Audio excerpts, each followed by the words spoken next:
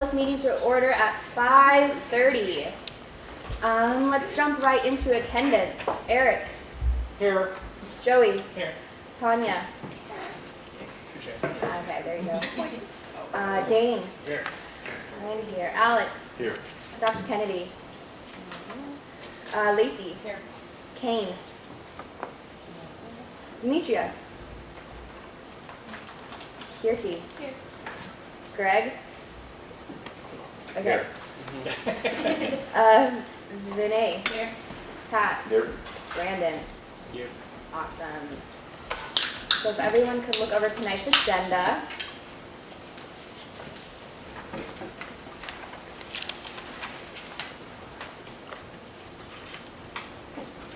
Entertain a motion for approval whenever someone's ready.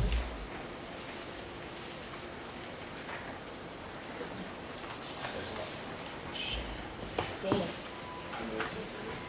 Dane moves. Eric seconds. Is there any discussion?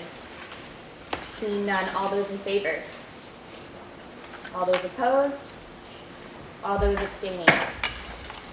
And with that, the motion passes. Now, if everyone could look over the minutes from March 27th.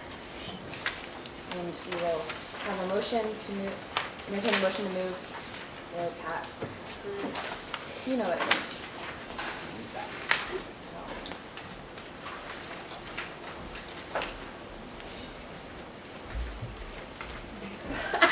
Alex. Okay, thank you, Alex. Eric seconds. Is there any discussion? Seeing none, all those in favor of approving the minutes from March 27th? All those opposed? All those abstaining? With that, the motion passes. Now, if everyone could look at the minutes from April 3rd. Same thing.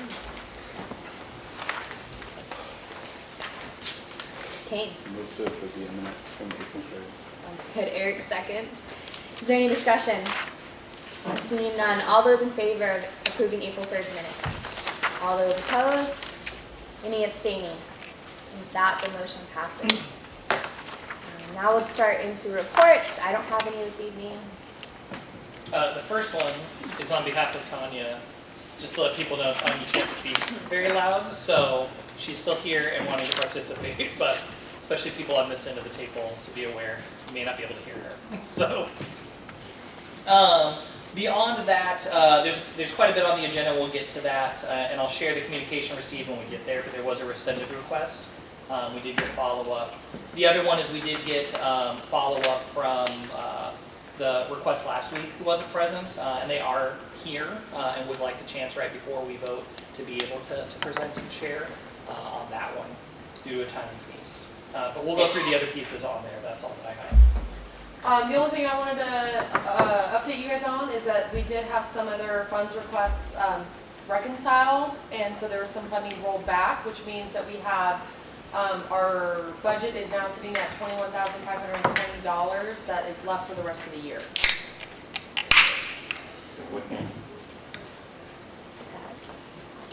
Pass. What is the total of the requests you have in? Yeah, That's good. That's, so roughly 28,000.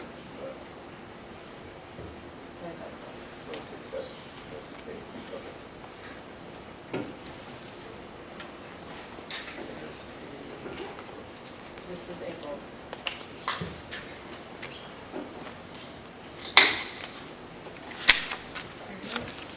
We're done with the reports. Let's go on to public comment. Is there any public comment at this time? Seeing none, let's go into old business. And we'll start with annual reports and the ongoing committee review. Okay. So again, we're going to just work our way through it alphabetically, the ones we haven't gone over. And so make our way through the C's, which there are several of tonight when we get in there. So first one up is the campus community garden. And this one, as we go into it, we'll see the funding for this year, but this one is a new funding area this quadrennium. It's the first time we funded it, which was to provide some goods and services to help support the community garden that we have here on campus. So Again, we're just really focusing on this first year, which is fiscal 18, and so they did leave about $2,000 of funding on the table, which will roll over into the next 4 years. But at the end of the day, they're trying really hard to spend every dollar that they can on the community garden. Any questions? Okay. This one is Diversity and Equity Center. They've gone through a couple of name changes. So we've talked about this one before. And so beginning balance of basically $1,200 at fiscal 18. And they did have a pretty hefty ending fund balance at the end of fiscal 18, which if you guys remember correctly, I believe it was this year that Jeff came through and asked to keep that fund balance and basically be able to use that to increase programming expenditures for the next few years.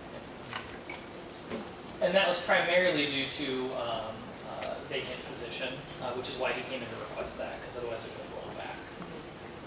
And so they're still trying to work out which years would be their bigger programming years. But now that we have a new director in that role, I'm sure we'll see updates when they come through and do their program reviews. Okay. Any questions on, I almost said CDSJ, DEC? Okay. So all these reports are available on the website? Yes. Yeah, so if anybody wants to go back and read the text, and they've been provided. And it has the previous year's annual reports as well, if you look back. Again, this is the first year we're using this model where we have the 4 years, so if you look at prior years, it'll only be for the 1 year at a time. But it has all previous years from all funding groups on next year.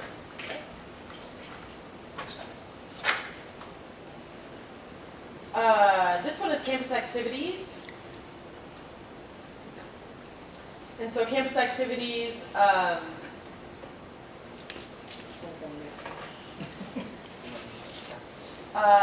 might pull the pad on this one. But this one is really, you guys are probably familiar with campus activities. They do quite a bit of programming, quite a bit of student staffing. This one is showing an overage, which actually has to do with basically accounting for paid time off. Is that the best way to describe that? Accrual, vacation accrual? Yeah. So, I mean, I don't really know. This one's a little bit tricky. It's not like they overspent their budget, is I guess the whole. So I can try to explain Yeah. that quickly. If we hire a full-time staff member, during the first year, well, for the first 6 months, they're not allowed to take vacation. And over the course of the first year, it's highly likely that they'll have built up some vacation and sick leave time that technically we owe to them. And so we have to record a liability, and we put an expense through. But over time, they'll use that vacation, right? We haven't actually paid the money. We've set aside a pool to pay them or allow them to take the time off. So it gets a little confusing, and it's out of the control, really, of the person in charge of the department. We can't, whoever's in charge of the department can't say, I need you to call in sick. Right? So We'll take these. it's not troubling to me. No. It's not real money. It's weird. Yeah, when you say that out loud. But this is actually having to do with moving a position into this budget. Previously, it had just been used as a program budget, and then with this new funding model, we do have a salary here, which is why this that's is the- first hitting. That's the amount that it accumulated in changed. other. Yeah. So nothing to be panicked about or anything like that. It's more just the accounting pieces that are tied to staffing. Sum that up. Any questions on this budget?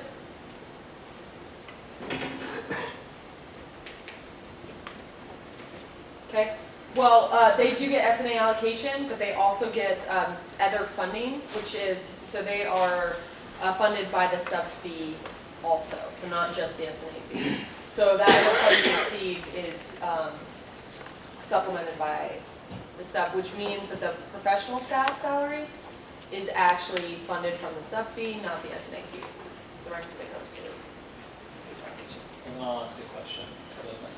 So when we look at the self-support, knowing that this last year was $6,000, but they're projecting $850, I mean, was there an increase, or is it more likely that they're going to have more self-support the next few years? The hard part about the self-support funds is really campus activities helps fund the headliner for homecoming.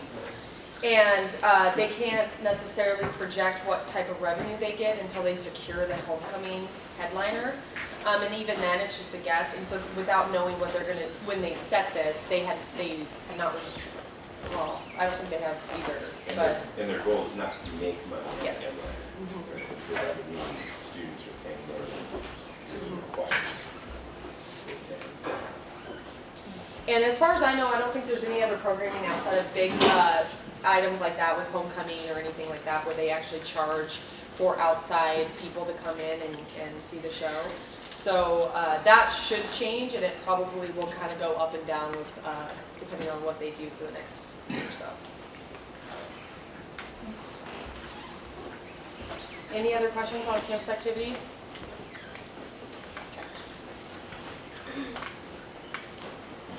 Student involvement, I don't think we've gone through this one, correct? No. So I apologize if we do.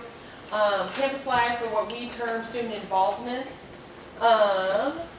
is also another department that is funded by the sub fee and the SNA fee.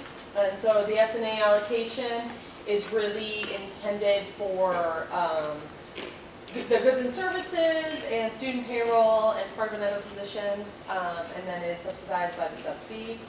They don't do a whole lot of, as you can see, this is not necessarily the biggest programming budget that student involvement has, but they do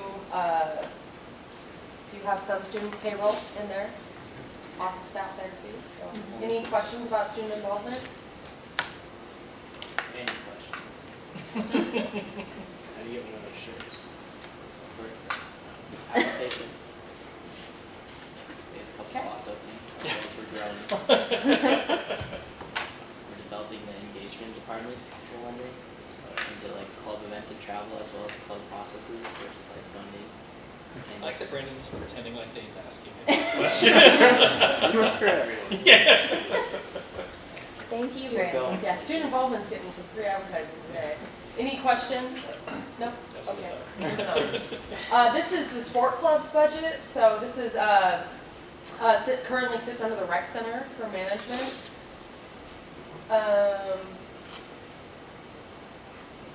A lot of this is what I would say is more programming needs here. So they did have they left some funding on the table their first year, which in the last 4-year cycle was kind of their trend, is they would save the first year and maybe even the second and kind of use that money to spend on something maybe a bigger type of item that might be needed for the sport clubs.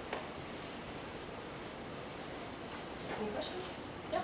The first self-supported funds during fiscal year 18, what was that? So that's, those other funds are the rec fee. So what they did is they had a position that was funded, a full-time position that was expensed out of this budget and funded by the rec fee. And so instead, in the light of making things a little bit more clear, they moved that into an actual operating budget under the rec. And so along with that, the funds went. So that kind of sums up this. And that's why that isn't projecting for the next 3 years. Well, and I think you answered this, but so knowing that their goods and services kind of fluctuate over the years, and they typically spend more later on, but if they don't, and they really were to end with that 50,000, this would be money that would be swept back if not spent. Is that correct? That is correct. This is also, in their request, there is kind of a line item that talks about postseason travel. But they have a whole rubric of how clubs can go and request money through sport clubs. So we talk about Club Senate quite a bit. One thing to really think about is this is kind of the sport club's Club Senate for funding. So they have the ability to kind of internally manage that. And so they try to be as equal as possible to, and so we did see lacrosse come through. And that's where you saw women's lacrosse had support from the rec center. And this is basically that support from the rec center, the sport club's budget. So, yeah, again, goods and services can be travel, it can be other programming, and it can also be, you know, athletic supplies or anything else that is needed for those club expenses.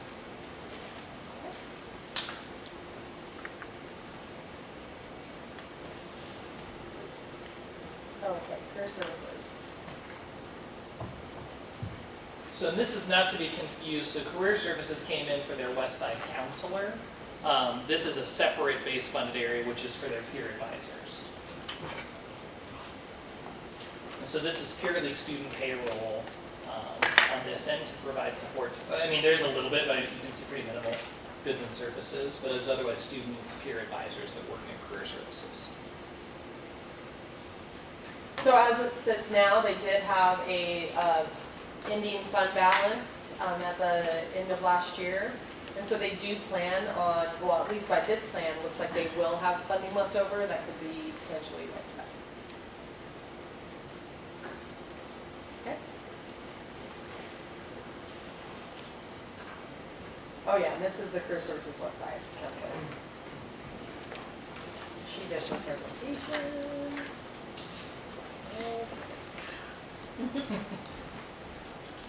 We'll skip over this so you guys can read this. It's posted on the website.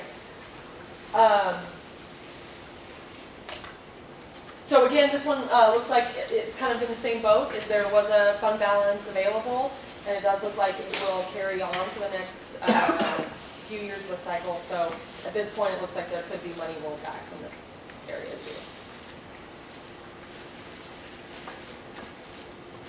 Okay, quiet group today. Anybody, any questions?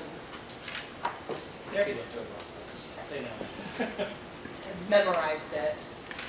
And I think that was the only Yep. one. I mean, this is a presentation that's a little later, so I'll just wait. And we looked at this one, but they haven't pulled out there.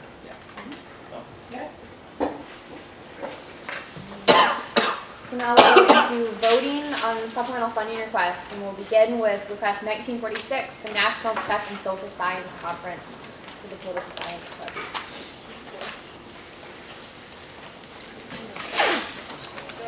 Yes, I'm gonna call it, yeah. Cool. Yep. Okey-dokey.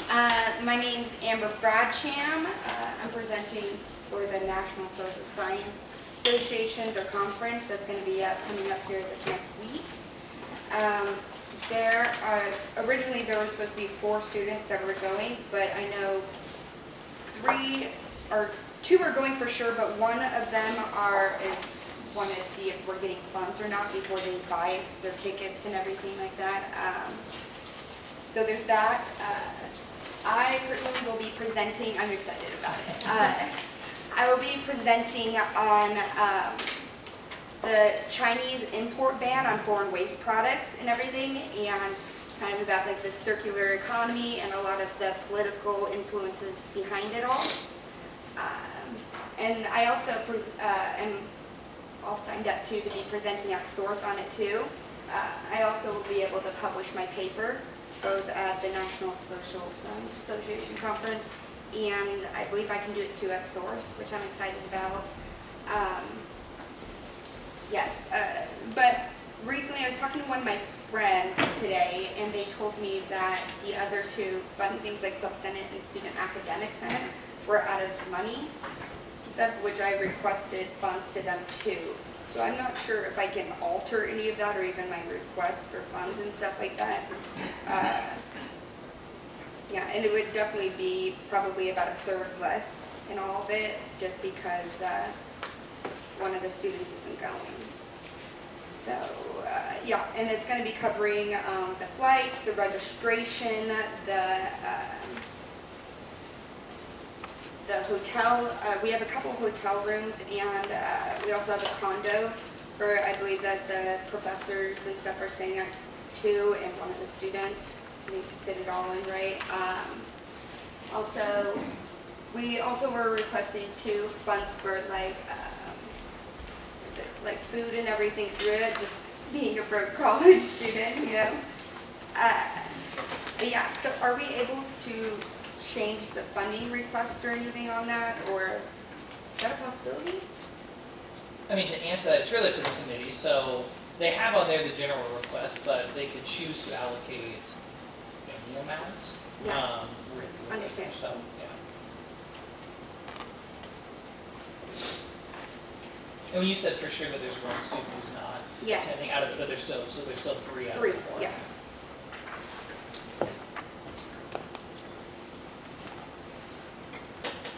So,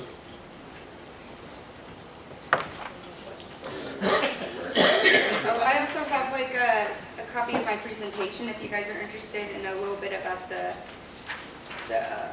conference too, if you guys want to see on it. Sorry, that's.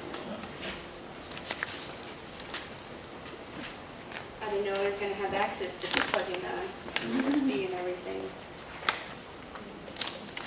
Eric? Is there any questions for me? Yes?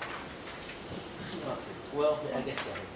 So you would like to then, since the Club Senate and the Academic Senate no longer have funding, you would like to then increase your request to SNA to $3,472, which would be reimbursement, obviously, to the fourth person that would be going now, of course. Yes, Okay.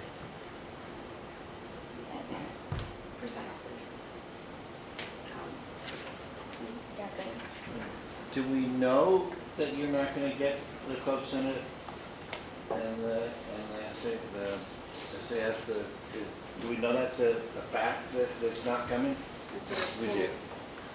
I can help answer that. I'm a senator from Club Senate, and today they should be running out of money. They have like $2,000 or less, and they should be having an order on their agenda. They're supposed to be ordering at least $8,000. There's a very good chance that today that their funds should be exhausted. But this was presented to them a week ago, 2 weeks ago, or it hasn't been yet? No, it hasn't been. I was on Okay. the request to see them and everything. And Okay. Lacey? Academic Senate has stopped receiving funds requests, so, for this quarter. So they will not be, there will be no additional requests from Academic Senate. Pat? Okay, so the lodging, you mentioned a condo for the well, professors. I know a couple professors staying there, and I think at least one student is staying there. I'm going to be staying there too, for a day or two after. Is that in the $1,400? Yes, I think so. Okay, you know, I'm not sure if you knew this or not, but generally, I they can't pay for the lodging for the professor. Yeah, And so I don't know what portion of, you know, they could pay for a portion if it, I don't think it was paying for the whole thing for it. I was working through it with Rex Worth. He's a professor in political science and everything. And I went to it with him last year too. sure. And I stayed in the condo too, so I know a portion of my chunk of that was out of it. You have Yeah, I've got lots of thoughts. So just on a piece of reimbursement, it would just need to show, like, we usually say, is it a hotel? Yeah, we have a couple, we have like 2 hotel rooms, I believe, at the Flamingo. That's where the conference is happening too. Great. So with the hotel, it's a little bit easier because they'll have a room number. Mhm. And so we just, in order to get reimbursed, we need to see the room number and we call it like a roster, but a list of people who Yeah. were part of that. Yeah, understandable, yeah. but the portion of So, but the professor is not staying at the Flamingo, it's a separate condo. Yeah, it's a separate condo, and I'll be staying there for at least 2 days. Oh, so you're The staying at condo. 2 different places? Yes, because we only got the hotel room for a couple days. we can probably work this out later, but I just want to warn you that, Yeah, that, it's understandable, it's a little sticky, I guess, that there's a lot of red tape. Yeah. And we can talk more about that when we, have you set up a meeting with Michael Middleton at all, the student involvement? I have not. So, after this process, we can touch base on kind of the logistics of travel and all that type of fun business on. Greg? So I'm sorry, I didn't bring my paperwork from last week, so I'm not really clear on like the previous page. I'm not even sure where you're going. Las Vegas, there it is, okay, and the dates. So the conference is the 14th to the 16th, but Yes. you're staying a couple of extra days. Yes, I'll be getting in at least a day early and leaving the next day after. So we'll have it for at least 2 more days for that.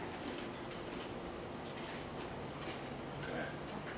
So, and you said there are 3 students going, and one of them does not have their flight ticket. Yeah, they were waiting to get it to make sure that we had funds and everything. They didn't want to go and buy things and make sure that they weren't going to be reimbursed and everything. But 2 of you do have your flight ticket. Yes, I've already bought mine and the registration and everything.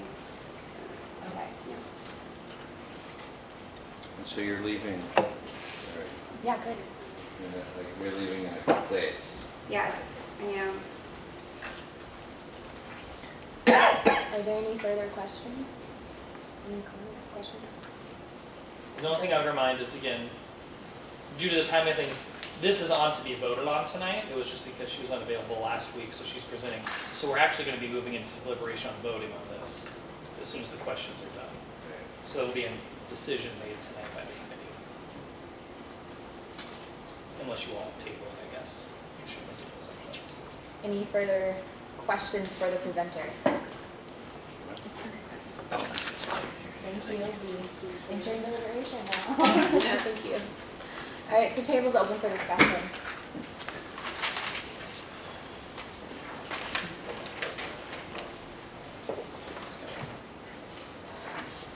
Is there any discussion that people have? Joey?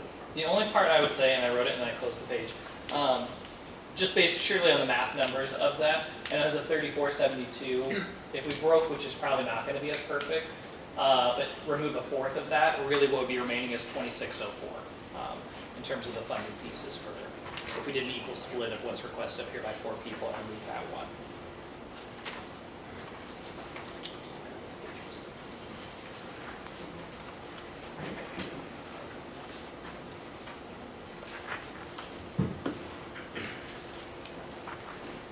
Brandon?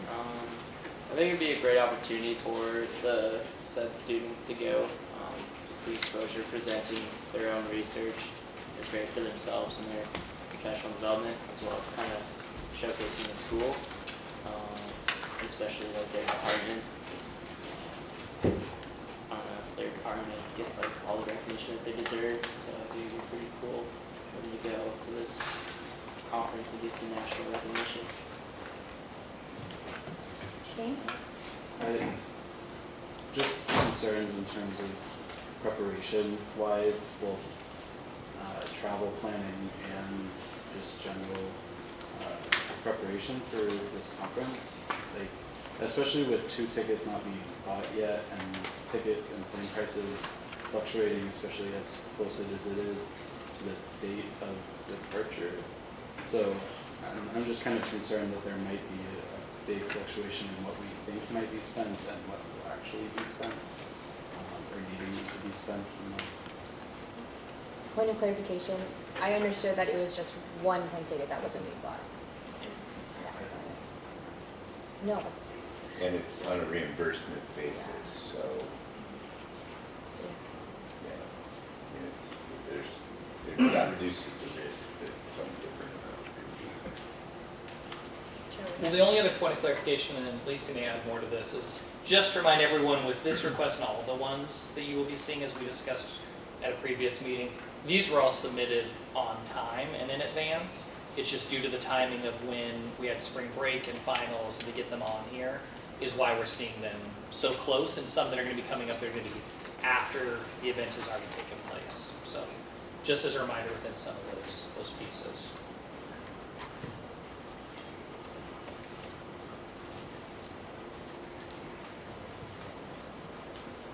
okay. If we're changing the amount of the request, and maybe back that, or spreadsheet, because we're kind of running out of money, so now that changes that. Do we need to consider that? And I think there's food in there, is that something, food and transportation was lumped together, so we don't know what the difference was there. I don't know if that's broken down on another spreadsheet.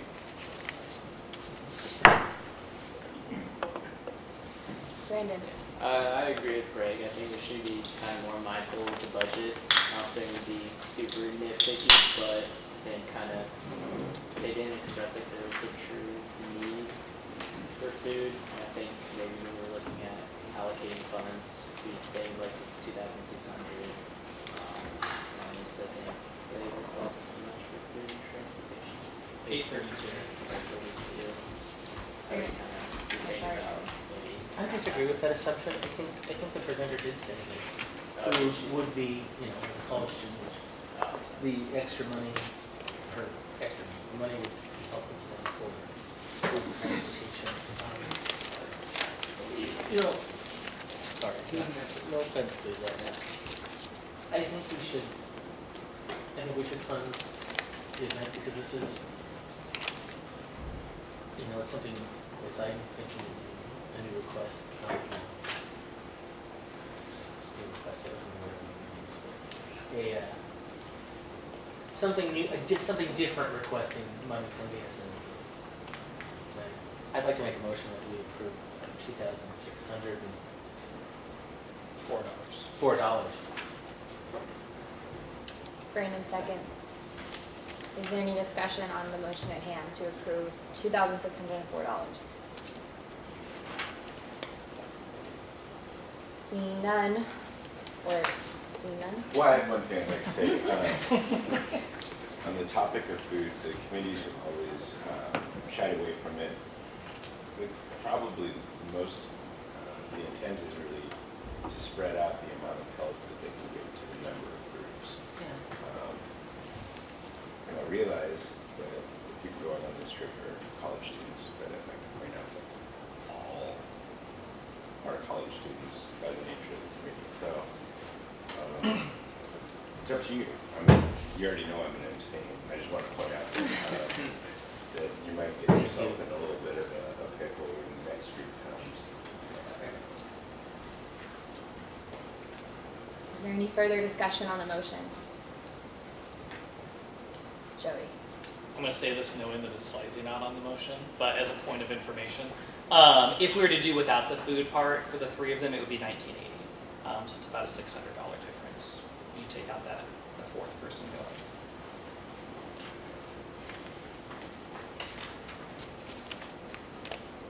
That's food and transportation. Yeah, those two. Any further discussion? Can I motion to amend?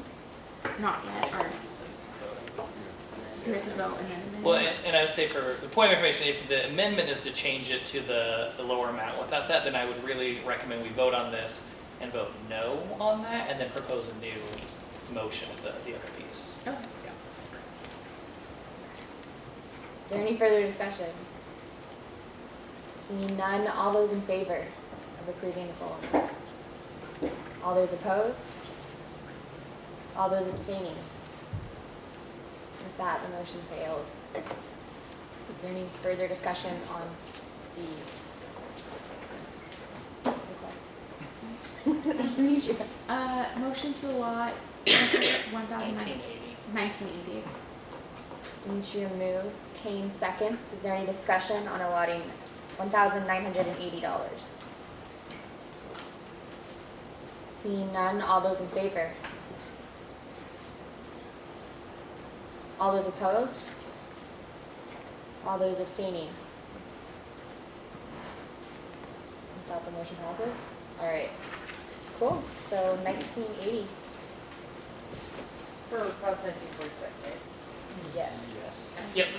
It says 832 up there. Is that the original? That was Oh, I see. So now we'll move on to request 1947, the ASSP Risk Management Conference, in the amount of $1,490. Table is open for discussion.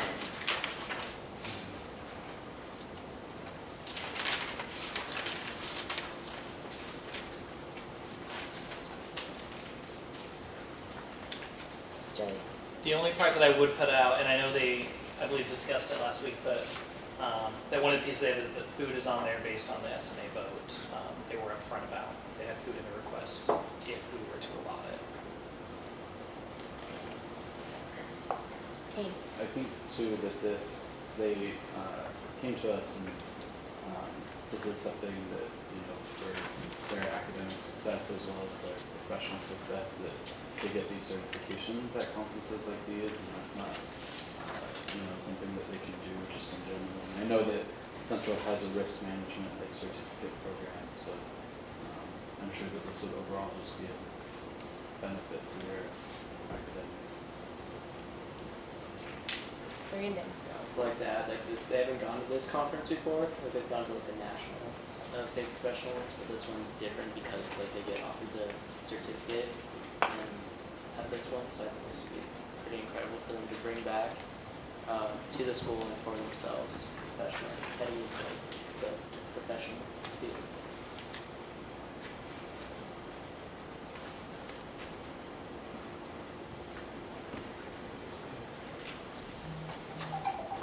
Is there any discussion or motions on the table?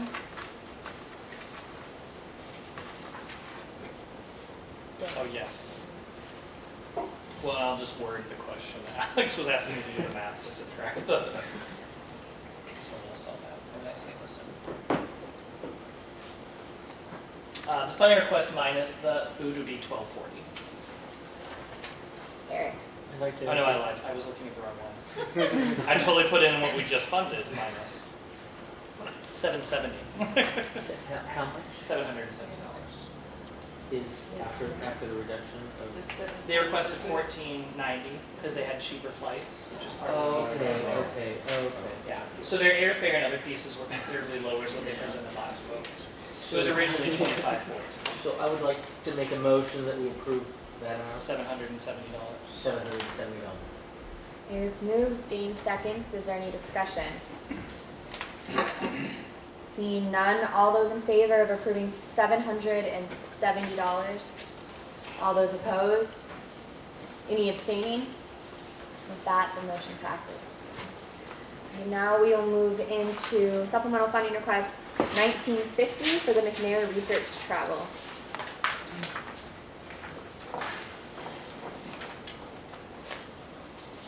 Eric?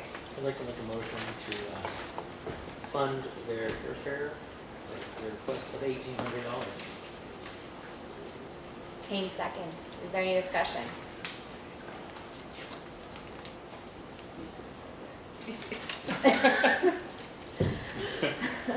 Alright, seeing no further discussion, all those in favor of approving in the full amount?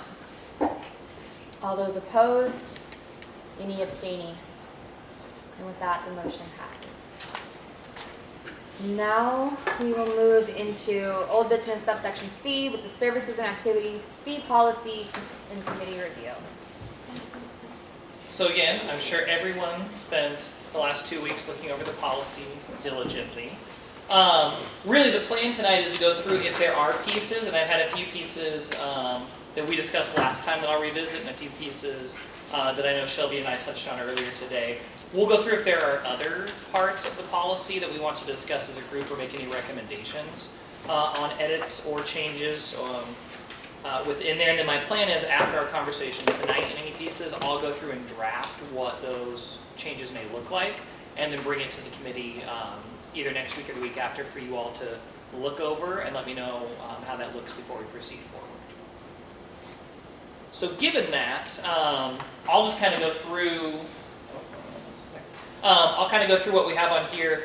The first part, and this is one we did discuss last week, but I know Shelby and I were discussing today, under the committee structure where it talks about student members, is to be more clear. It says 8 of the 13 voting members shall be students appointed by ASU, CWU student government, is to add in there that and 1 is the exec VP.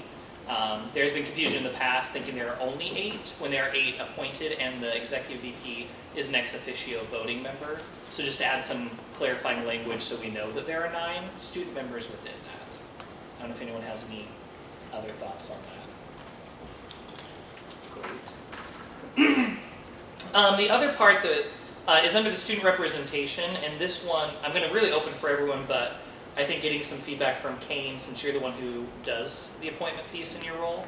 When we talk about student representation, it talks about student members should represent the diversity of the student body and its varied interests, and says, so far as practicable, there should be at least one student from each of the 4 academic colleges, 1 non-traditional student, 1 student who resides on campus, 2 students serving at large, with at least 1 of the 9 students representing or acting as a liaison to the university centers.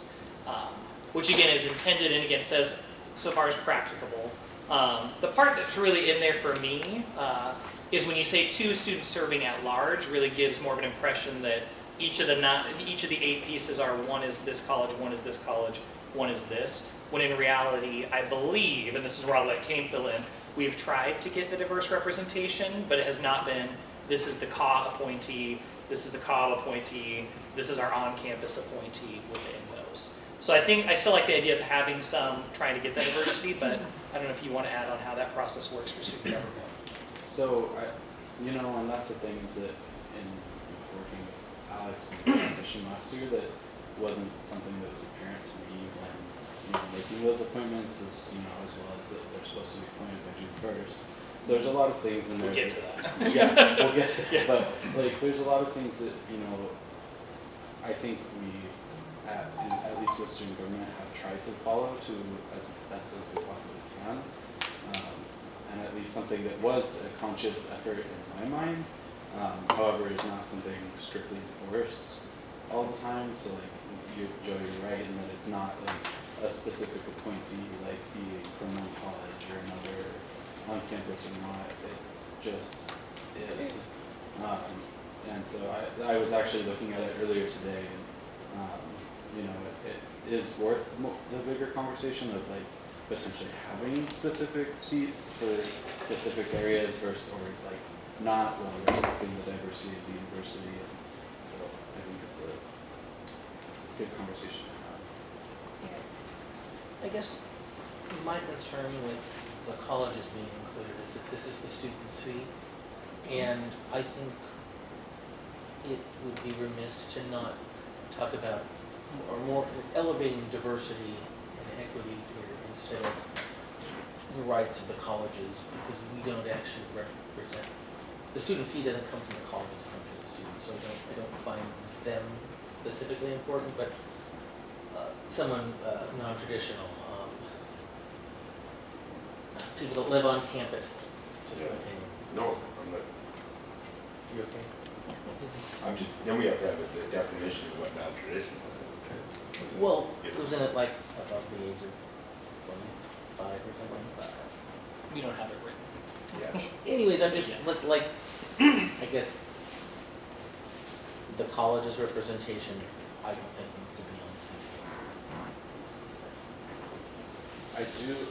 The thing is that with SNA we see many requests from students going to academic conferences or academic things, and if we had a committee full of students appointed from the music department or the College of Arts and Humanities, that could potentially influence their vote as a conflict of interest. Is the only thing that I could see, and if it's worth the benefit of the committee to have students from all academic areas that continue that tradition. That's fair. However, are we being directed then by the colleges? Because if I'm representing CAW, then do I need to be directed by the colleges to, that's just the question. No, it's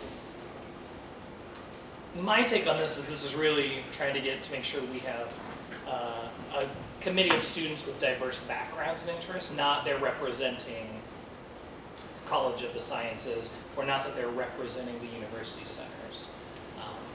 My one recommendation within here, and I'm fine with these other pieces, is really to remove the part where it says 2 students serving at large, because I don't think that's really needed, because all of you, I think, trying to have a diverse set of students who represent the various interests of students, and I would like to keep in there the part about trying to have someone who represents the university centers if possible, because again, we are funded by SNA by students at the centers, and we have had students serve on the committee before from the centers, so I think anything we can do to get them engaged and involved, if we can. But again, as Kane knows, a lot of this is dependent on the amount of students who apply. I think this would be different if we had 50 students applying for the committee and he'd be going through and setting these, but that is traditionally not the case with a lot of committees. Well, I think naturally, like Brandon and I have talked about it quite a few times, like this is a pretty diverse committee as it is right now, I think. We're all in different majors, most of us. Unique backgrounds, so I think it worked out pretty well. King? I do agree, and I don't, that was by virtue of nature and just the fact that all of you. You don't want to applied. take responsibility. I don't, and I really don't, because I don't want to put that on me as that I handpicked all of you to, you all took the time to apply, and that is what is important. And your representation matters, and also that, like, you all were the ones that stepped up and applied, that, you know, and that represented a diverse background. There could be years where, you know, in the future where we're looking at this, that it won't be like this, because it can't be like this, because students like you don't apply. So, you know, we really, like, as a committee and then as a, you know, campus community, you know, pursuing that. So those of you that aren't returning next year, pushing students who, you know, do come from diverse backgrounds to apply for the next year is important. So we really have to be proactively and actively taking those steps to continue this if this is something that we want to actively have happen as a year. Eric Linding. I just want to say you were very cognizant about making this diverse, even though you weren't like actively hunting, you were very cognizant of that, and I appreciate that. Well, so there was like a struggle to find candidates this year, correct? There's a struggle with candidates for any committee. So It's would always- you have taken a committee full of a certain college or whatever if you had to? Is that, because you're still trying, at the end of the day, you're still trying to fill the seats, That is a right? very hard philosophical question. I have not legitimately been posed with that, so I think that that's something that we'll leave to theory for now and hope that it doesn't happen. But it is a good thing to bring up that if we're having this conversation about, you know, specific diversity qualifications and requirements of the committee, that if this is something that we want to keep going, we either have to proactively make that happen or write it into a specific bylaw that makes it happen every year. I just think if you were too specific, then that would defeat the purpose of workshop. Well, and my recommendation is I wouldn't want to get too specific because we still have 13 members. Our quorum is still 7, whether we have all 13 seats filled or not. So if we did get too specific and we didn't get representation from this college or that, that would be a challenge for Kane to fill that, but it would also be a challenge for the committee to meet quorum. So to be mindful of some of those pieces. I've seen that on other committees. And then when you do, someone switches majors. Yeah. And Yeah. Shelby J. Greg. That- Other Greg. That one. Food for thought for this body, I think. I mean, I wouldn't be opposed to the structure of being college major represented, but I also think that in the case of faculty appointments, and do you have a faculty appointment from each one of the 4 academic colleges? So you're consistent at least in how you're approaching it, and whose voice is at the table, how represented is it? So something else to think about, not to add something else to ponder, but something else to ponder. You actually jumped ahead, but yes, Yeah, that's sorry. coming up in a yeah. Well, I'll jump into that now then. I mean, that's one, if you jump ahead, we don't have faculty members, under there's 3 voting members, should be faculty members appointed by the provost. From among those faculty recommended by faculty senate, will serve 4-year staggered terms, so pretty straightforward on that. I will say we have tried to be intentional on our end the best we can, I guess. As you all know, in faculty, it's kind of up to you. 4-year term? Yeah. Is that what I Yeah. Like I need to make calls. Is I know we have tried because we have had years where our representative have been all from the same college, all 3 of them. And I will also tell you, historically, as far back as I know, we have not had representation beyond the 2 colleges who are here now. We have not had anyone from College of Business or from Education and Professional Studies. So it's things we try for, and I think I would recommend, similar to put in there, that we would like to have representation. Knowing we only have 3 positions, we have 4 colleges, but we would like to have diverse representation of the faculty as well, just because it puts that there for the faculty senate to look at and explore. question. Like, what's your guys' like recruitment process and stuff? Like, where are you guys advertising? You're saying you don't have any from the College of Business or the educational one or whatever, but like, have you guys thought about even like going to club meetings or anything like that, or even going to, you know, the dean of those colleges and stuff and bringing that up and see if they can recommend anybody or student that they think would be apt for the job? Yes, and when I was saying that, I was meaning the faculty side of it. We do on the student side, and we put that out there, but the faculty side, and the faculty can touch on that more, it's more up to their interest in some of the committees, and then it goes to faculty senate, who then has to approve, and then it goes before the provost within those. And so we do put out, at least when I say we, I put out every year to the deans and the provost saying these are the positions we have, and recruiting, and some years we've gotten, as those who've been on the committee before, we've had vacant position for faculty for a whole year because we had no one who was interested, and then we've had others. But we traditionally get from certain areas who see the benefit to the committee, and trying to expand that further. Yeah, Just curious. yeah, absolutely. I know. Does anyone have thoughts on adding, and I'm specifically going to look at the faculty on this, knowing Tony can't talk, sorry, on your thoughts on adding that? Well, I mean, I think it's great. I mean, I think it would be great if the faculty were also diverse and represented more of the university if possible. It's difficult, and I think the way that faculty are invited to, I mean, there's a lot of committees across this university and that are looking. There's still some that are still vacant without any faculty stepping forward, and some of those only meet once a quarter. This meets. It's a 4-year commitment to meet every Wednesday. It's a big commitment for a faculty member. Absolutely. So it's, you know, it takes somebody that wants to be here too. Yeah. So it is difficult, you know, just the recruiting end of things, I think. You know, but I would say, you know, any language that can encourage more diversity from the colleges would be great. Demetria, sorry. I had just a question about the term. Why is it 4 years?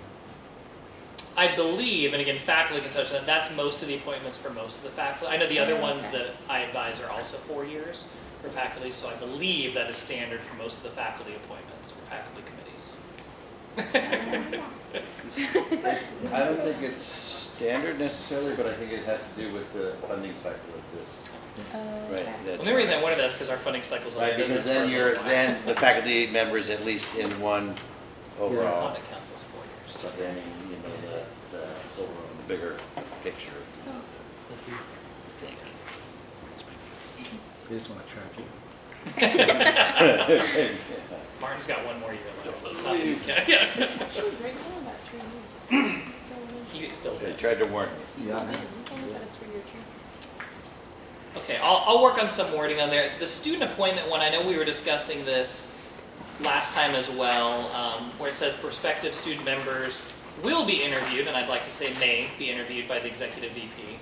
And then the bigger part is the nominated recommended by June 1st of each year, followed by the Dean of Student Success shall appoint the student committee members no later than the 3rd week of classes of fall quarter. I don't know thoughts on that timing.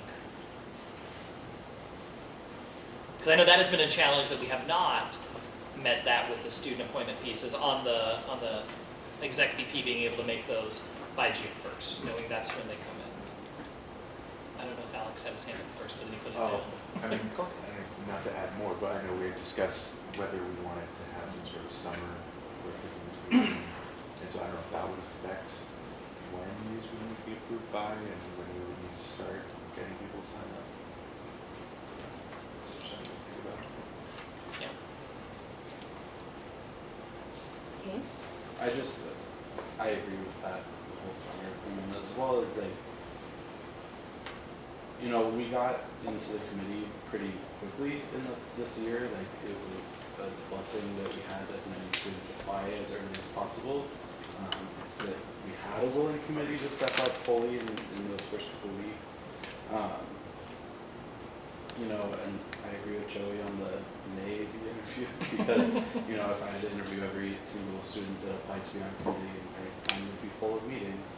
So, there, you know, but I think most importantly, the appointment by June 1st, like, is either something like we should adopt fully and like have a serious conversation about having that happen every year, and you know, within that time, and I know in the past that this has happened where outgoing student government board appointed an SNA committee the year prior to be prepared for the coming year, and the incoming EVP did not like that and had issues with it. I'm sure Joey is aware.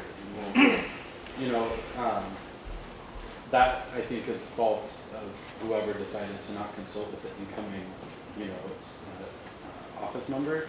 So, like, I am totally okay with keeping the June 1st requirement, or at least before, you know, the last public meeting of student government of every spring quarter, because if that's something that we want, if we do want to have a summer committee, then we have students who, you know, even if the committee's not full by June 1st, like, we could temporarily appoint, like Lacey was saying, some of the student government officers to serve, as well as, you know, if we do have at least a good majority of students on the committee by June 1st and for the next year, we're all prepared, you know.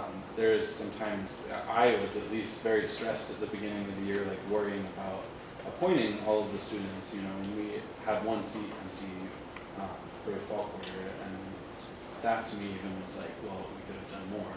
So you know, if we can start either making that tradition happen or work out something else that might alleviate that, you know, rush at the beginning of the year to just get people appointed. Eric. Well, that's kind of the goal of like getting clubs renewed, right? In the spring, you know, finding, of course, our own student government is elected, trying to fill committees for the next year so they can hit the ground running. I think that June 1st date should be kept. I would have a question. If that June 1st date is kept for the people that are interviewing the committee, why does it, not that it's important, but why does it take so long then to get the official appointment by the meeting? I'm just curious. Well, that's a In great previous years, question. he's- I will make an assumption on Okay. that. To jump back, because I'm going to come back to that, I have these in mental order. One, and I know I mentioned this before, the only piece to be mindful of if we do it by the end of spring quarter the year before is that excludes any first-year students from participating, which I know we've discussed before, but again, putting it out there. The other part is I may not say June 1st, because that can be a random date. I may say by the end of spring quarter for the following year. My thought, and whether this is accurate or not, because I wasn't part of when this part was put in here, is that for the dean, the appointment piece may be by the third week of classes fall quarter, maybe because part of the piece is to make sure they're in good academic standing. And since we don't start meeting until fall quarter, which again is mentioned in there that the meetings, which we can touch on that too, if there's a need for summer caveat. But we have our training meetings the beginning of October. Within there is this may be to ensure that we are reviewing, make sure they're in academic standing prior to that, is most likely, and that they're enrolled as a student. Because if we do an appointment and it's approved, say, June, but then the student isn't in good academic standing, either from spring grades or summer grades, or doesn't enroll, we need to make sure we're going back, which we do, Vinay reviews those every quarter, but one of those pieces for us, and my guess is that's probably why. But I don't, that's a guess, like I said. And by it says no later then, doesn't mean it needs to wait until then. My guess is if we were needing someone in summer and we had appointments already, that it would likely be that the dean could review and approve those beforehand. Yeah. All right, so I have some notes that I'll make on that. And again, I'll bring these next week. Other ones, I don't think there's much discussion when we got to committee meetings. Again, the training meetings, the first 2 meetings of the quarter, what our regular meetings look like, public comment, we can't really change much of that because these are held by our CWUs, which is cited in there. Again, some of these pieces we can't change, the voting part, you have to be present, conflict of interest. The attendance part is one we discussed last time when we talked about the excused absences specifically. We talked about that they're expected to attend all committee meetings, provide prior notice. An unexcused absence requires an excused absence. Additional excused absences may be approved. But in here it says are allowed 3 excused absences, and we discussed this before on whether or not to keep that 3 piece, knowing in practice that has not always been the case, that it leads to someone being removed. What everyone's thoughts are on that. Up there. 5B. Eric. From my experience on some of these, there have been some absences, but they've all just been occasional. Or they're ill. Has that happened in recent memory? People removed for having more than? We have had one that we, as a committee, had discussion on potentially do that, but the individual removed themselves before we got to that point. But the idea is to ensure people are here. Again, it is a big commitment, as we've talked about, but also a big responsibility. And as the other piece is we have to have quorum to be able to move things forward. We fortunately, other than when we've had vacancies, have not had an issue with quorum in the past. So I don't know thoughts on whether that's, I think the discussion that I had notes on from last time was whether to just take out the 3 excused, whether just to remove the whole excused absence piece, because it says requirement, must attend all meetings, prior notice if you're unable to, and the ability to remove, that the committee has the ability to remove if there's more than 2 unexcused absences. Yes, the 3 excuse Doesn't really, would do. Additional excuse absences unless we approve that committee. yeah, A vote that we have to do. no. So Well, thoughts? maybe we need have them.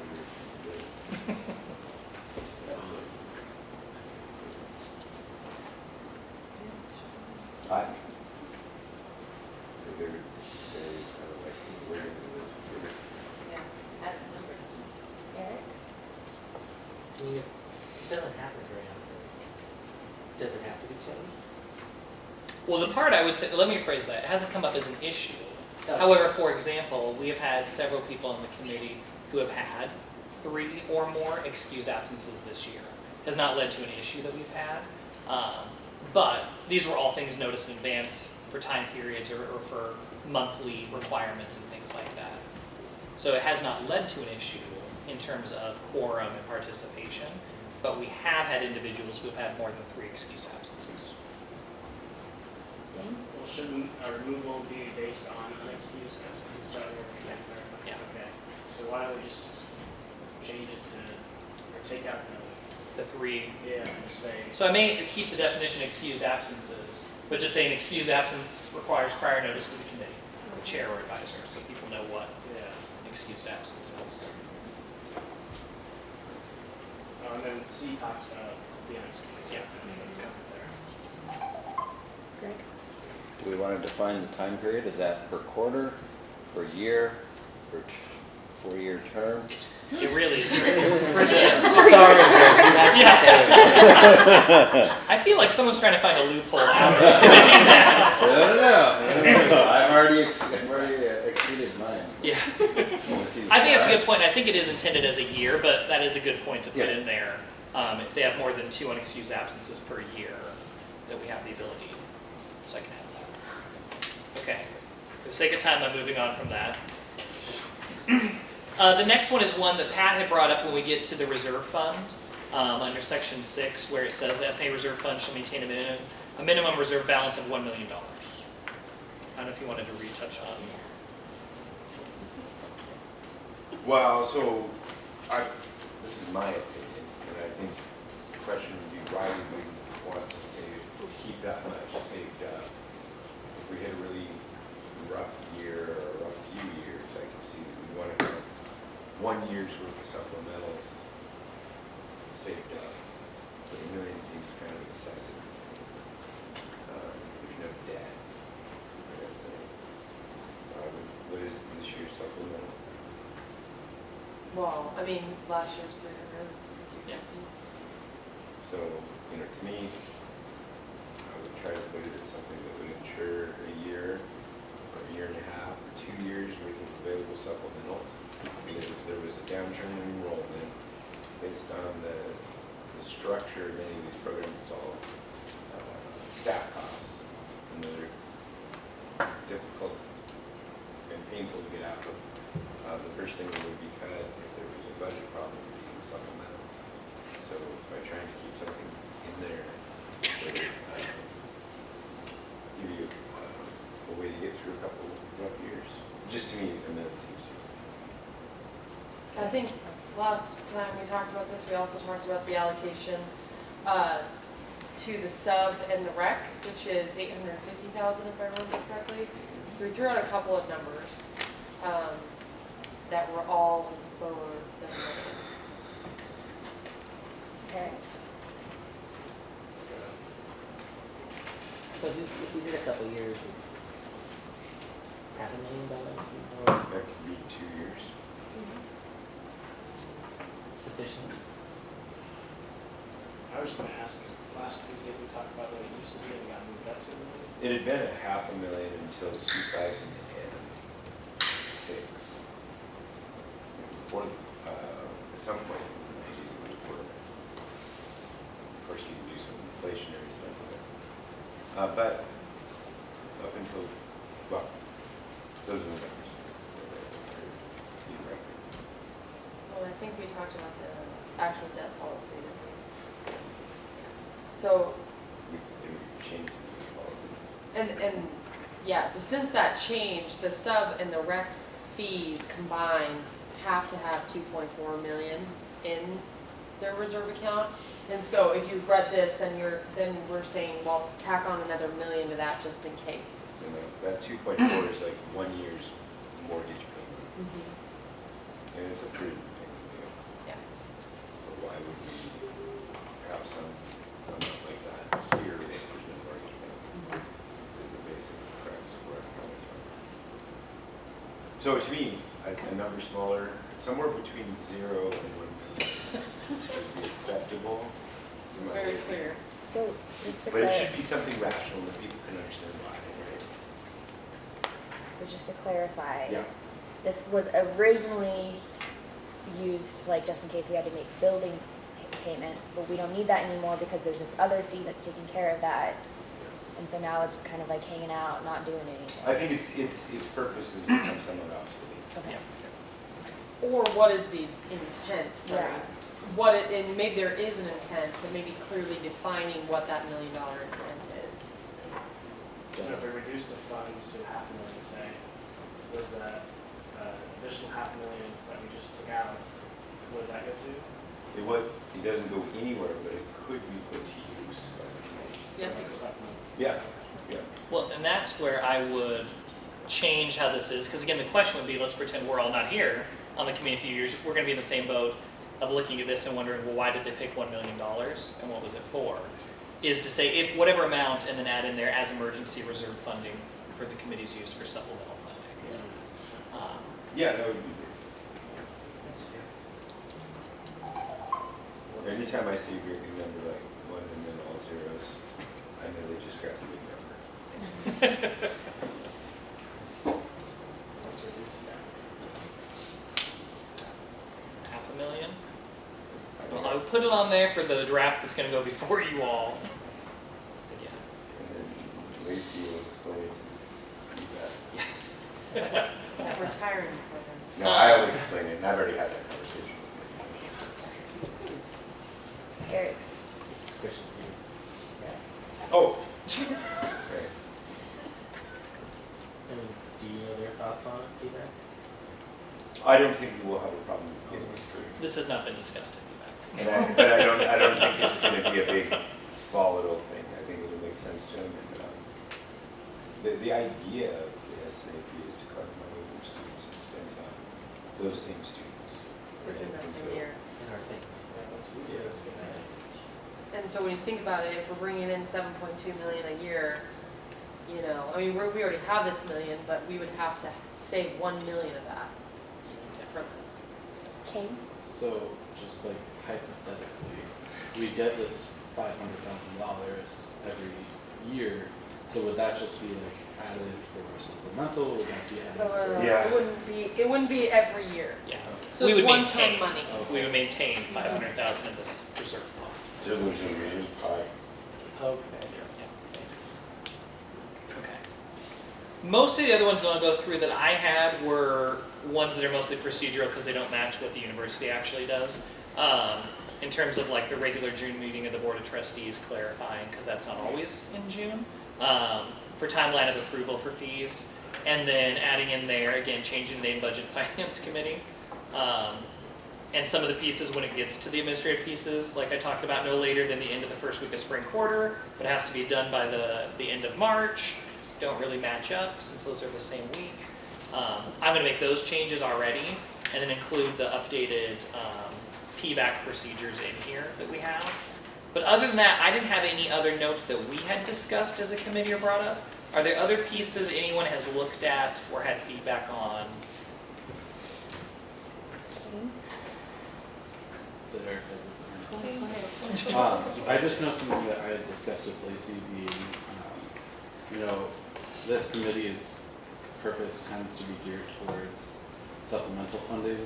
I'm always hearing supplemental requests, and we don't often get to have these conversations that pertain to the order of this committee or the order of pretty much anything at the university, and we're supposed to be a body that hears a lot of those things and talks about those conversations. So potentially having a deadline to where there's potentially a period of meetings where we have reserved for procedural talks like this, or just general administration of the committee itself. Well, just to tack on to what King's talking about, and I'm pulling this up so you guys have a reference. So fiscal year 16, there was a total of 27 requests at the end of the year. All year. Right now, we're sitting in 1960. So I just want you guys to be conscious of that and how that can form what the committee moves towards, gravitates towards. Eric? So, I asked about this before, but I want to ask about it again. The process, and I'm going to use a term that's probably not what it's called, but pulling back money. And what I'm getting at is an organization is requesting money for, say, winter quarter. For an event. An organization is requesting money for winter quarter, an event. Okay, so they've requested $20,000 for their event in winter. Their event does not happen in winter. And I know that money hasn't been expended, but I would like to see what they would have to request again. That's, so pullback wasn't the right word, but they're, at the end of the quarter, it resets. So if they're requesting for something in spring, and they did it in winter, okay, that's one thing. But if they requested for something that's going to happen in winter, and the winter ends, the quarter ends, then they should have to then request for spring, or, see what I'm getting at? Maybe this is too much paperwork, I'm just. And you're really saying if you're trying to put a time limit on there by the quarter, but it's really if the proposed funding that we fund does not match the date or the timeline, to have them come back and re-present. Yes. My guess is that wouldn't be they'd get funded in winter, but they said it was going to happen in spring, that they're going to have to come back, because that's still matching. That's so much. Tanya, did you have something? Or do you want to write down something? And then... Kane can speak for Reimbursement didn't go through because it didn't happen. And the outlines, like you would check receipts and say, did they get a hotel for like a different month? They said they were billing, that shouldn't match up and that should verify anyway. Did you catch what she said? I did. Okay, yeah. Can you repeat for her? I can read that. So, to reiterate, basically, since this is reimbursement only, there is a way to hold them accountable. So if it doesn't match their request, and that's part of what Circuit County does. Events, to be honest, I think we're talking about a specific event, and as far as I know, that's never happened before, where that date would have been changed due to other circumstances. So this is kind of the first time we were dealing with something like this. But I will say, the internet broke. So, but going back to the reimbursement piece, I just lost it. If we're gonna pull back money. I'm just kind of thinking out loud here is I don't know how we would actually do that. So to walk backwards, once we have PVAC's approval, and what if we have the Board of Trustees approval? Because if it would have been over 25, we would have gone to the Board of Trustees. I'm kind of asking, how would we administratively pull that back? Eric. Like I said, I usually don't. Well, no, I mean, I get what you're saying. I don't think it's so much about the term. Oops. Yikes. Sorry. I don't think it's so much about the term. It's more of, once I say you've received this funding and been approved, how do we retract that? Alex. Usually, if it's already a policy, then that's, like, their funding is contingent upon them following that policy, right? Mhm. And because it's reimbursement, it's not even so much going back, it's just saying, no. And I think there's truth to that. So there's a couple pieces. At the end of the day, at the end of the year, this money's going to roll back. If it's not spent, it's going right back to the Right. same pot. But what in the middle of the year, that money is technically encumbered and earmarked already. So it's not coming back to this budget in order to spend within that same year, currently with this model. So, No, I think it's a valid one to have on there. And again, I think we have some policies. And again, I'll leave it up to the committee. I almost feel like it may be on a case by case, similar to how we treated it this year, to ask to come back on that, because I think it may be different too if we know in advance something's being pushed back because the speaker. So I think it all has to do with the communication piece. I feel like a committee probably would be less requiring someone to come in if the group had reached out and said, yeah, the speaker we're bringing in had to cancel, they had to push it back to April instead of March. That it would be one of those. and just to talk more about the reimbursement process with Circuit County, you know, if somebody's requested funds, regardless of what it is, it's up to them to come to us for reimbursement. I mean, we definitely do outreach and to see where it's at, but with this money that's rolled back, it's actually only rolled back when we've reconciled the entire funding packet and we know that everything is done and it's filed away. So if there is something pending, or even if we're not 100% sure it's finalized, it won't necessarily roll back. So. Tanya. Should there be a deadline for when you have to get all your stuff in so that it can get all reimbursed and then it passes the money can be released? So, love this. So there's a couple of deadlines. There's a 6-month deadline for any travel reimbursement. So that is one of our policies. So after that 6 months, it doesn't matter where the funding is coming from, they won't be able to access it unless they get approval from a VP, which needs to be a special case scenario. As for the other funding pieces, if it's not travel related, the committee can allocate money that rolls over into the next fiscal year. So currently, outside of that travel deadline, I don't really think there is a specific deadline unless it's an event that happened at a certain time, and then once that time passes, we would roll it back after the fiscal year. Okay. Would it, so in encompassing all of this, like knowing that like, if there is significant changes to a plan that was presented to us, for whatever reasons that may have been brought about, would it be possible to do like a reprocessing of the funding request, that they have to go, their funding can still stand, but they have to go back through the same funding steps to make sure it's still secure for their like change plans for their event or their conference or whatever it may be. We do that already, right? Yes. So correct me if I'm wrong, but I think part of the role of this body is to encourage students to plan and plan as far in advance as they can to secure funding and learn those planning skills. So as you think about, timing, how you stage that, when they submit it, how you review it, when you approve it, and if you want term limits to the spending of those funds, you can do that, but think about it from a standpoint of encouraging students to plan and think in advance and get things together before, a week before they need the funds or something like that. I just think it's a better way for future students and other faculty to kind of work with this committee. And we do have some in those guidelines of they have to be so many weeks in advance of the event, or unless there's special occasions within that, but absolutely to encourage that. And the responsibility on the other end of making sure they're turning things in within a timeline for certain accounting. I mean, a lot of the funding that we roll back, I mean, not specifically this, but is due to it not being accessed each year.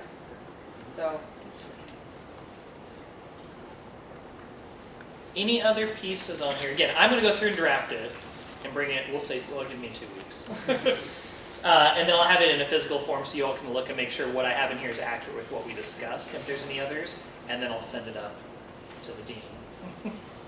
So, can I add a few other comments? And I'm sorry to just speak. I've been pretty quiet since I've been here, so So I've worked with fee councils like this at 7 other universities. So this is the 18th university I've worked at, of course, 30 years across the country. And going back to some of the comments about the faculty commitment that it takes to be on a committee like this versus other faculty service, and the student commitment to be on a committee like this versus other student committees where you're meeting every week. Is there really a need for that frequency? I've been on campuses where you may collect requests and you may queue that up, and then there is, fall quarter, winter quarter, spring quarter allocation meeting. So it's done, within the cycle of the academic year, which is kind of how students plan and think and what works with faculty schedules there. Is there a way to think about the cycle differently? So it's not an every Wednesday commitment for students and faculty. The engagement's great, don't get me wrong with that, but is there a way to think of that differently so it's not such a huge commitment on everybody's part? So, and there are other ways to cue that and do the allocation and the views. Just throw that out there for thought. Yeah, everyone's thinking about that. everybody's Especially those who have a smiling few and more years nodding. on it. That's a good,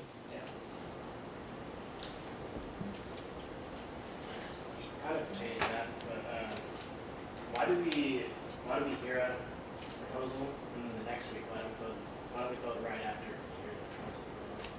There's 2 points to that. One is, which this is only a piece of it, it's not a requirement, we could within that, but there's the open public meeting, so giving advance notice.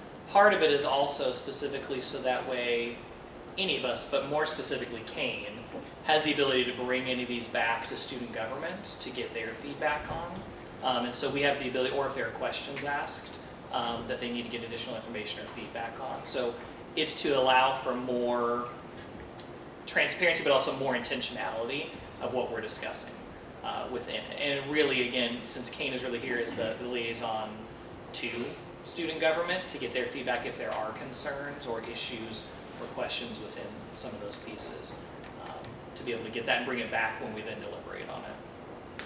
I just think the benefit would be to vote right after we hear it, just because it's so fresh in our minds, but there's problems like that. I wouldn't necessarily say it's a problem. That's kind of the rationale behind why it's been structured like that. For a while doesn't mean we can't change it.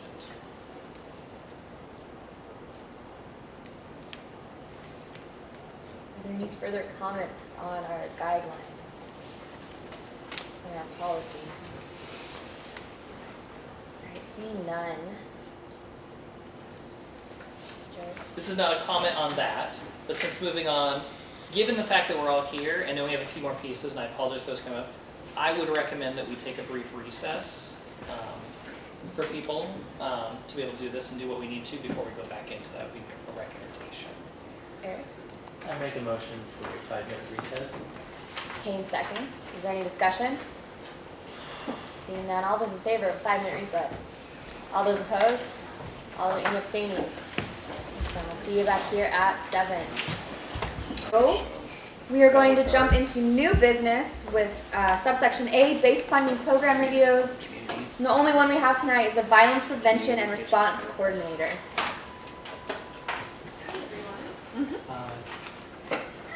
I'm Kristen. I'm the Violence Prevention and Response Coordinator.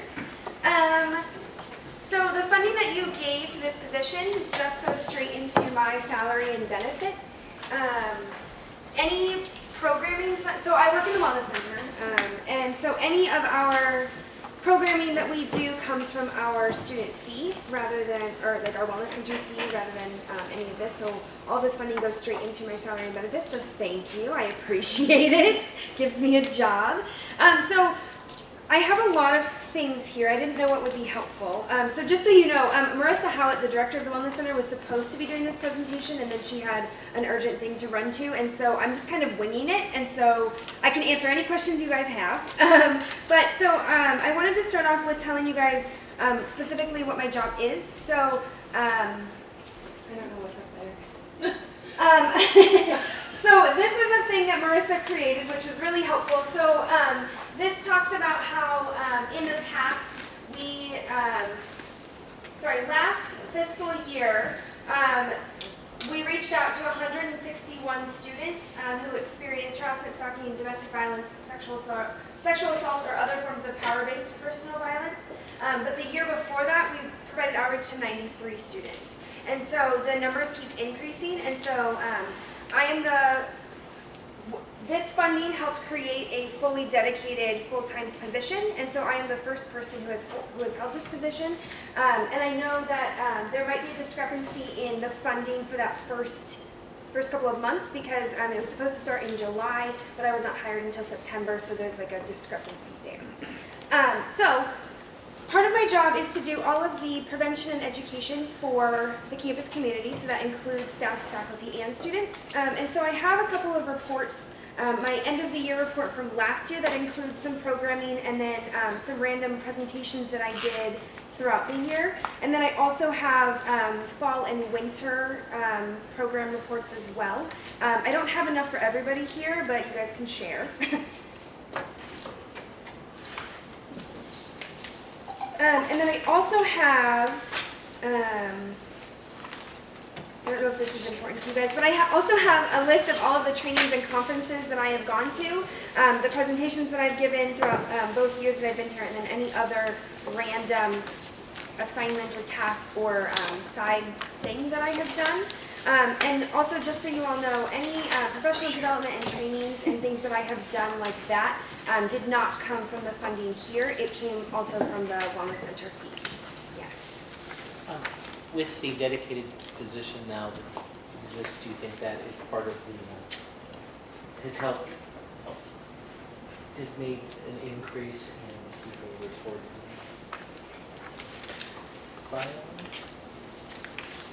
I don't necessarily think that having this position here has helped increase that, but I think that me being able to dedicate more time into creating posters, we worked on a website. Can you pull up my normal website?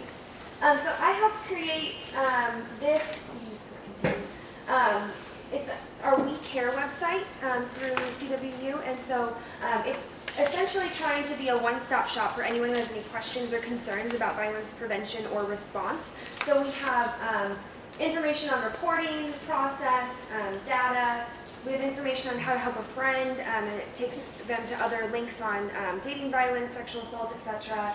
We have all of our policies, definitions, information on our prevention, and then our Title IX committee, and then contact us and a lot of frequently asked questions. It's a little sad right now because there aren't any pictures, but the content is quality, let me tell you that. And so this was one of the biggest projects that I worked on when I first got here. So this went up, we actually, distributed it and advertised it at Rock Against Streak last year, so last April, so about a year ago. So yes, I have also a list of all the trainings and conferences I've been to, so that's thrilling.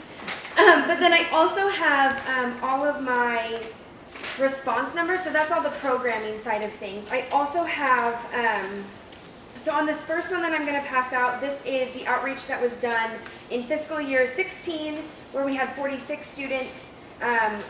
Outreach initiated in fiscal year 17, where we had 93 students, and on the other side, last year, where it was 161 students. So this is the fiscal year one. And then I wanted to make sure that I also included what I've done this academic year, and so I also have the numbers from fall quarter and winter quarter. And so in fall quarter, I provided outreach to 75 students, and then in winter quarter, I provided outreach to 65 students. Yes. Can you explain, like, when you say you provide outreach, Yes. what that might mean? Yes.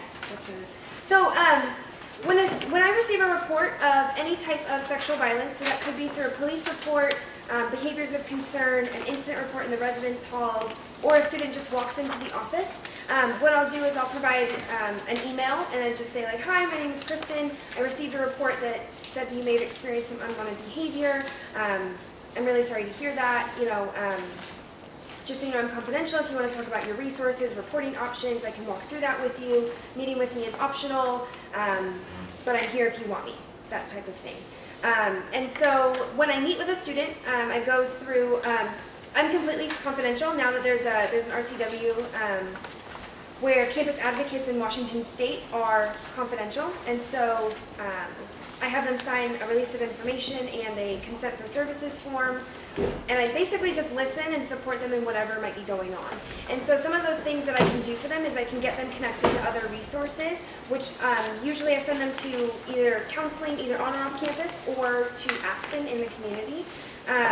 I can also assist with any academic accommodations or modifications they might be needing. So let's say they haven't attended class in a few weeks, they don't know what else to do, and they need someone to help facilitate that conversation with their professors. I can start that conversation.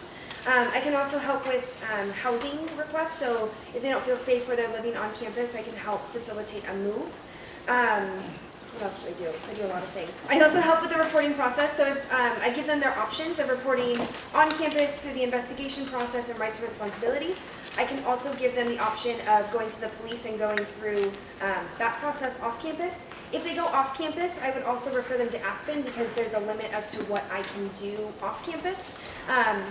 But if they decide to report through the on-campus process, I would assist them and go through the entire conduct process with them. So I would attend every single meeting, make sure their rights are being upheld. I help with emotional processing, or if they have any questions or concerns about the process during that. So I do a lot of things in terms of just responding.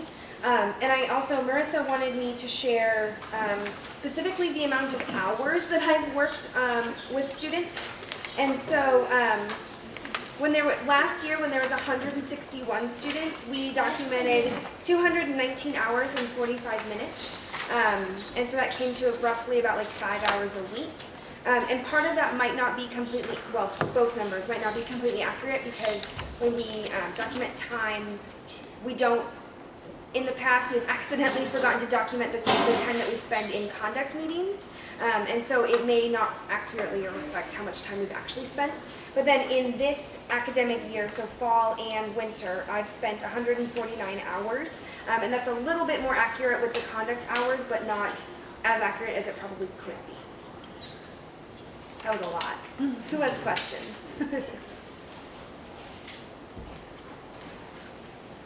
Yeah. So with the Central Cares website, you talked about the push at last year's Wrong Against Rape, and then I'm assuming you're going to do it again this year. But are there any other pushes to get people to start using the website, or Yes. just knowing it's out there? So this is on all of our new VPRC documents and handouts, so it's on the bottom of my business card. We have rack cards that we give to pretty much anyone who will take them, and like different departments and things like that, so it's also on there. Whenever I meet with a student, I tell them about the website, and so yes, there's a lot of different initiatives to get it out there. It's just not widely known yet, but we're trying to tell everybody that we can about it, and I'm hoping that when it gets a little bit prettier, people will start to actually use it and want to go and see it all the time. Thank you. Yeah.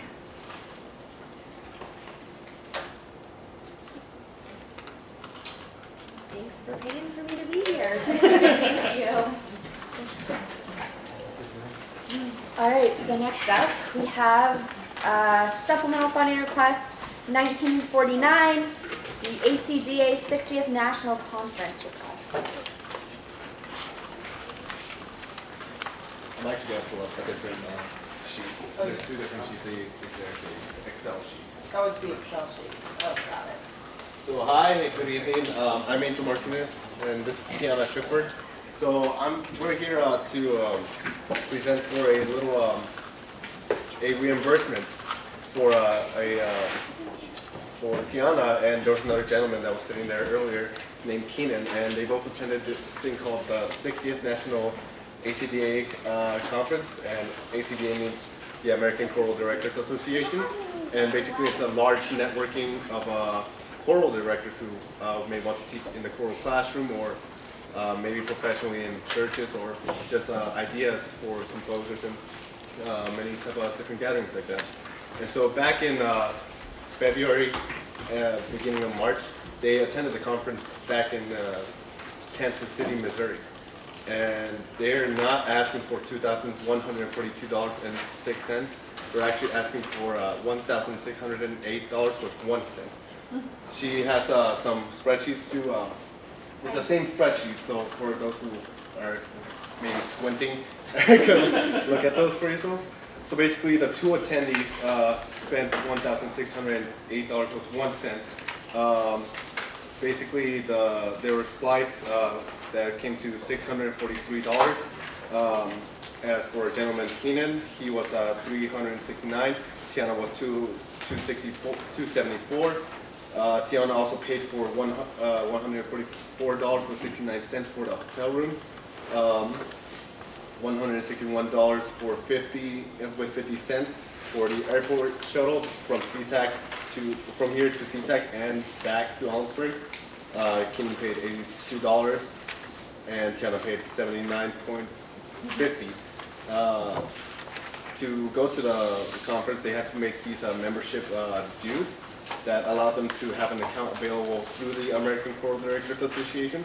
So there's $40 within that. For her, it was $5, and for Keenan, it's $35 as he's a returning member.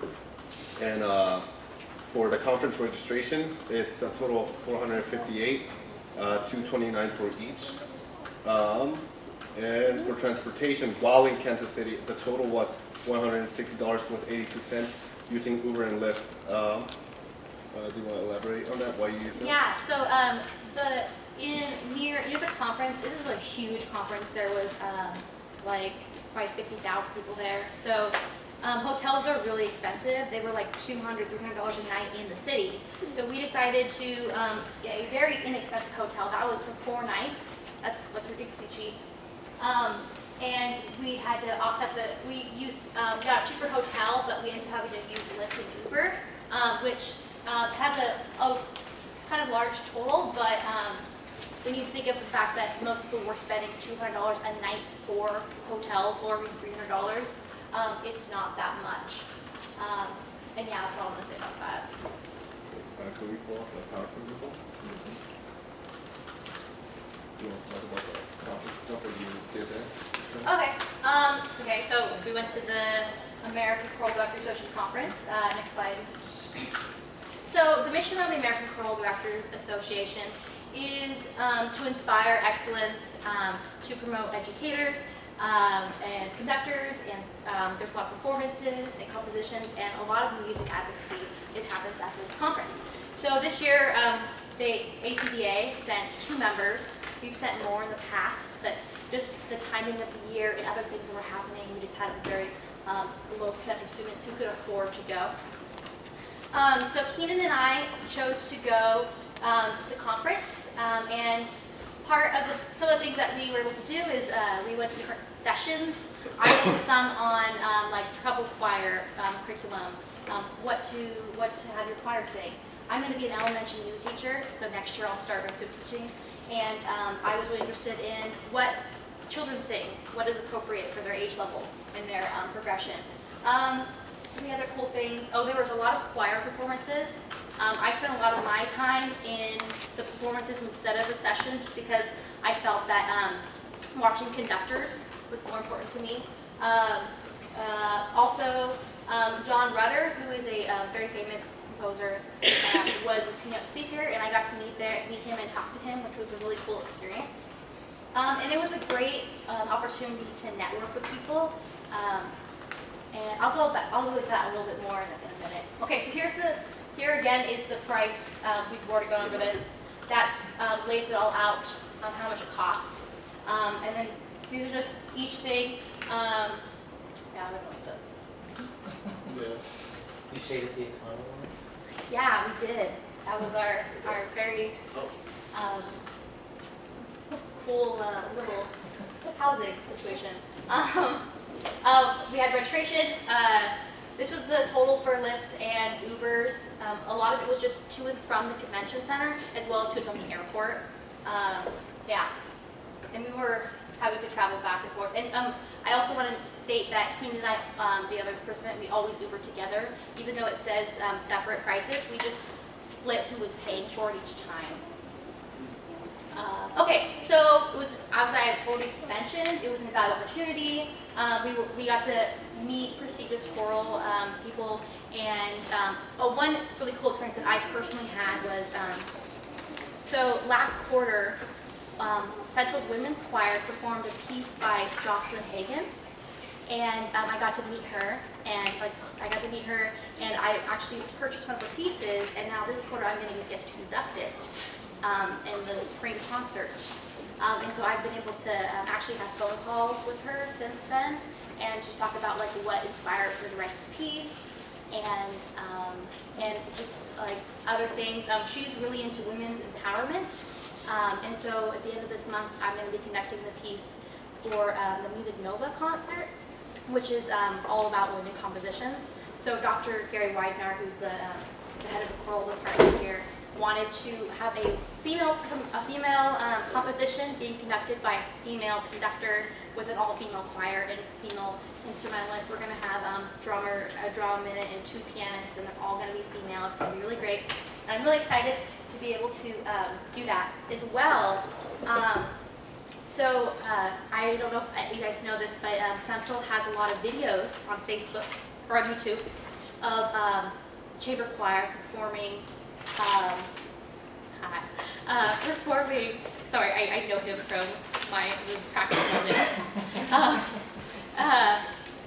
Sorry, I lost train of thought. So we do a lot of YouTube videos, and we're actually going to do one of her compositions this quarter as a YouTube video for women's choir, which is really cool. Women's choir hasn't had a YouTube video in a while. And that's been great for publicity, for Vox Divina, because we really want to grow our music department and grow the women's choir especially. I am sure that some of you guys have seen the Ola Yalo videos that Chamber Choir has put out, and we also got that connection through these kind of conferences. And I think Angel was going to state, but I'll just kind of say it. Some of these conferences that we do, another great reason that we do it is because we're invited as chamber choir, or other groups are invited to perform places. For instance, in like a few weeks, we're going to Whistler to perform for a bunch of high school groups, and the students, like Angel and I, are gonna lead clinics. And those things only happen because students represent the university and go to these conferences, and they're seen. And yeah. Like 2 more things. Back in 2015, the Chamber Choir was invited to an international competition for choirs in Toulouse, Spain. And a couple of months back in February, one of the same composers that's in the YouTube videos that we're in with, he invited a group of students with Dr. Widener that you guys help fund to go to Carnegie Hall and have us help. We'll get the performance, and it happened. And with those connections, we get those type of events, and we get our names, the CWU name out there, as well as sponsors for the scholarships, just stuff like that. Good stuff. Okay, here's some pictures. The picture in the middle was a really cool performance that I saw. It was the first performance of this new piece that was commissioned for the conference, and it was about Beethoven losing his hearing. It was super powerful. This is John Rutter, who wrote so many amazing works. I performed his Rutter's Gloria.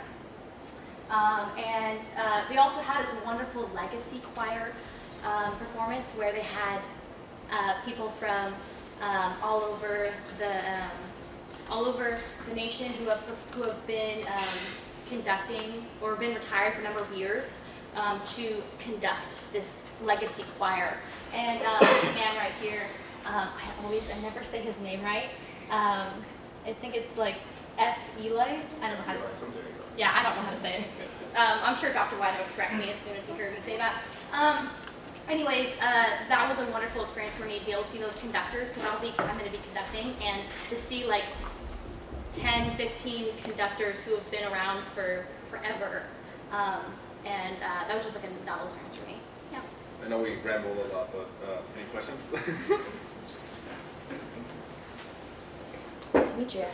How were you two deciding on going? Was it out of a club, or was it just you two had general interest in going? That's a great question. So we are part of the American Choral Directors Association Collegiate Club, and that meets every other Tuesday-ish, like usually 4 or 5 Tuesdays per quarter. And like last year, it was in Portland, so we sent like, how many? We sent like over 20 people last time. Yeah, and as well, Central's vocal jazz group was performing at that conference, so we had a larger attendance rate. Yeah. The interest is similar to another music group called NAFME, National American, I forget, sorry. The National American Music, I can't remember. It's a music educators. For music educators. That's There you go. Yeah. It's basically music all around in education. And it's basically the same thing, but it's just focused in just choir itself.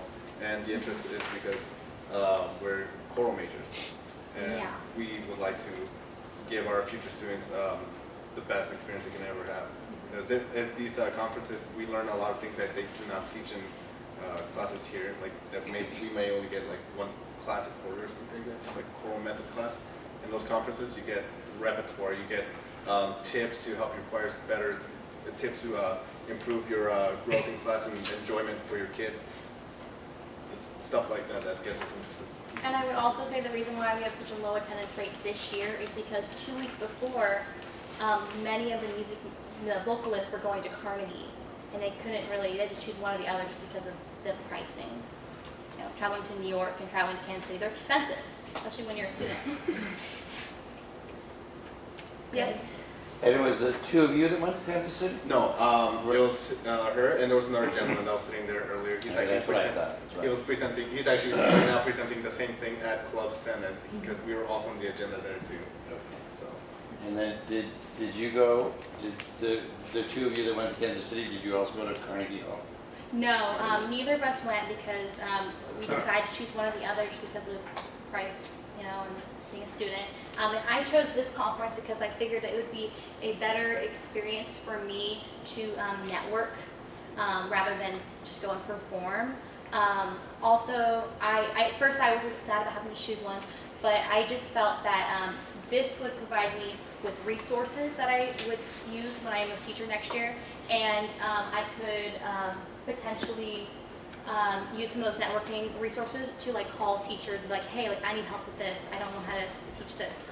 I figured that would be more important for me personally. And I also want to say Keenan, the other person, he wants to be an opera. He wants to conduct operas. So that's why he chose this particular event to attend. Yeah. Okay. So you all said that you're part of the collegiate club on campus? How Yes. many people are part of your club? And I think getting back to Demetria's question, how are you and Keenan specifically chosen out of your entire club to go? That's a great question. I would say we have probably, I don't know how many members We have at least 20 to 30, almost 40 solo members. Some can't make it due to class conflicts, but again, the reason why they went is because of their interest. It's not mandatory to go, but it's very well recommended as it's like one of the biggest events of the year. And since she's wanting to be education and Keenan's wants to be a conductor, it's just that, again, as you said, it's more beneficial that they decide to go and as part of our club and through the organization. I'm not sure if that makes sense. clarify. So. I would also say that the reason why Keenan and I went is because of seniority reasons. I'm a 5th year and he's a 3rd or 4th year. Yes. And so we're just closer to getting out there in the real world, and so it's more helpful for us. And we've also put in our time with volunteering for the club and attending all the meetings. Eric. Did you do any fundraising for this event? We did. We attempted our best, but our sales are not the best. We attempted these things called holiday grams, which depending on the upcoming season of, like, say Halloween or Christmas or Valentine's Day, we'd sell little goodie bags in the music building, and our earnings are not as good as we thought. So we've taken a new approach this coming quarter, and we've also used a little bit of funds to help another group host this thing called Women in Jazz Day that just happened this past weekend. So, yeah. Greg? It says here that your club has 1,600. That's actually, yeah, I asked my, our treasurer, but that's, once we supported the Women in Jazz Day, apparently our funds went a lot lower than that, and I had no idea until I asked him recently, because I knew I put that on there, but we also, we did this other number, the 2,000, that was originally there. All that was an estimate at the time, and we just didn't know how much, if we would even be able to cover it, so. Are there any further questions? Greg? And I just, maybe it has to do with because of timing and holidays, but it's, this is the first one I've seen that's kind of after the fact, and seems way after the fact, but it's, I think came in March, and but even then was after the conference, so that I don't know if there's a reason why it was you didn't apply previously, or if that's anything that I can even ask. Yes, you can ask that. I mean, really seen question. Some more than the document? Well, why because the date on here says 3/12. 3/12. Oh, And that yes. was 2/27. Yeah, it's just reimbursement. It was just a really confusing packet.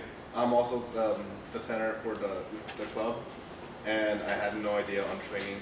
I had to ask a lot of help on filling this packet out, and it was just a very confusing way. So I'm very sorry if there's any miscommunication going on there, but Yeah, I think Greg's question was why, since normally if they submitted it a week, 2 weeks after the event, was his question just procedurally. I didn't know if there was something more than, I mean, timing wise, yes, in terms of spring break and all those, but I think this was, since this was already after the fact, just based on the date on there. yeah, I think the original thing was put